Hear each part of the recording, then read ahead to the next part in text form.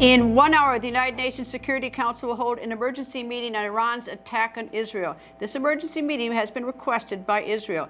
Israeli ambassador to the UN, Gilad Erdan, saying a short time ago, in part, quote, "I will demand that the Council strongly condemn the attack and advance measures against Iran, including designating the Islamic Revolutionary Guard Corps a terrorist organization and impose sanctions."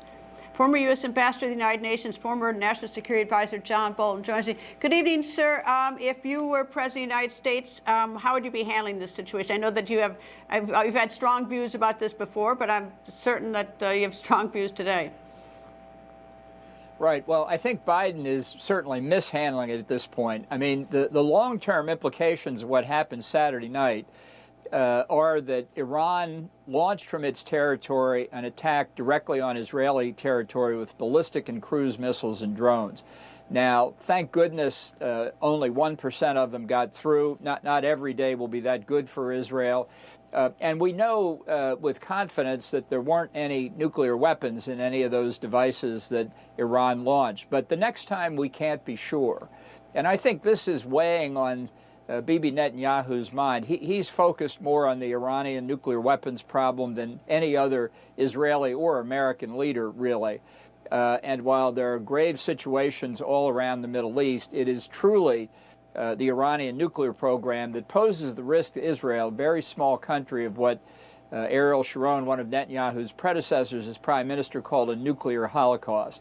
So I think that Israel has gamed out before what it's going to do, what its military response is going to be, and the United States, whatever it is, should not only support Israel's retaliation for what happened on Saturday night, but I think should help participate in it. I think Biden has drawn a ridiculous, artificial, unworkable line by saying, well, we'll just defend Israel, but we won't support an attack. You can't possibly last long enough to defend against every Iranian attack. In making decisions on any of these things, you know, they're extraordinarily complicated and difficult and dangerous and all that. You have to look at the what ifs. What are the risks if Israel takes a very strong response to Iran?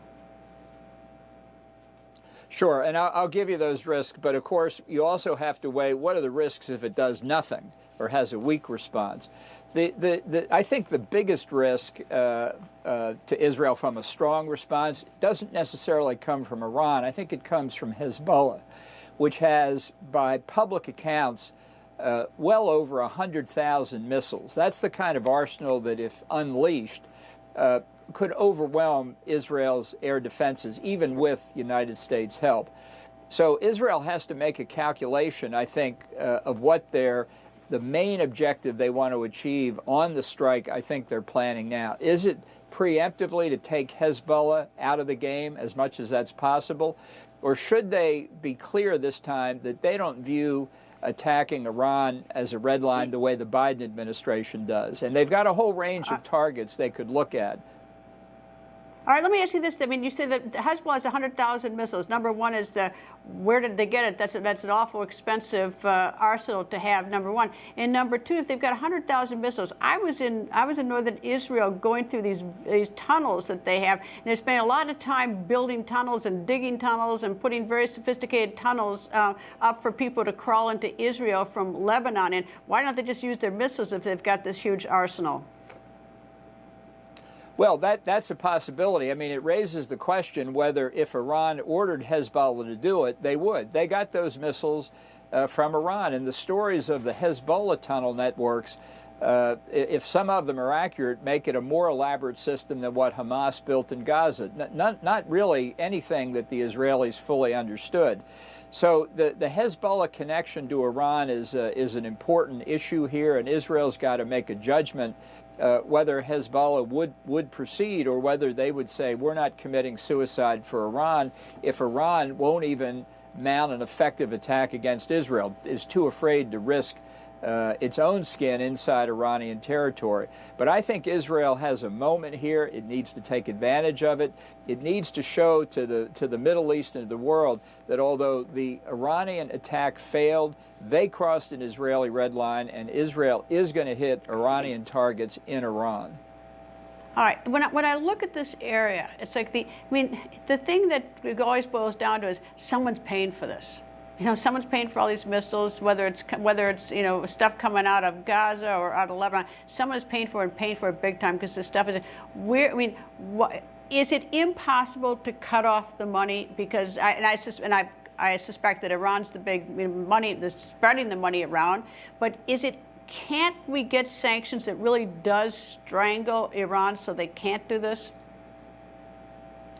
Well, there were strong sanctions in the Trump administration, but not nearly strong enough. And those enforcement of those sanctions was dramatically weakened in the Biden administration. Iran is selling very substantial quantities of oil to China, among other countries, really back to the levels they were selling before the Trump administration withdrew from the Iran nuclear deal in May of 2018.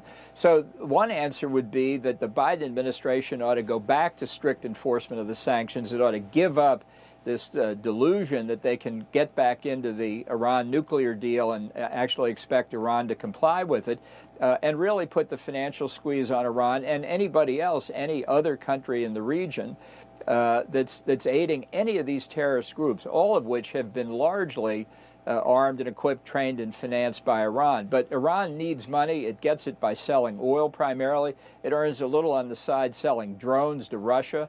All of these avenues, really, we need to do a lot more to choke off entirely. Well, it's just extraordinary. I mean, it's like, you've got to be able to buy a weapon. It's not a food kitchen where you get them free, and so we got to cut off the money somehow. That's pretty obvious. Ambassador John Bolton, thank you, sir. Glad to be with you.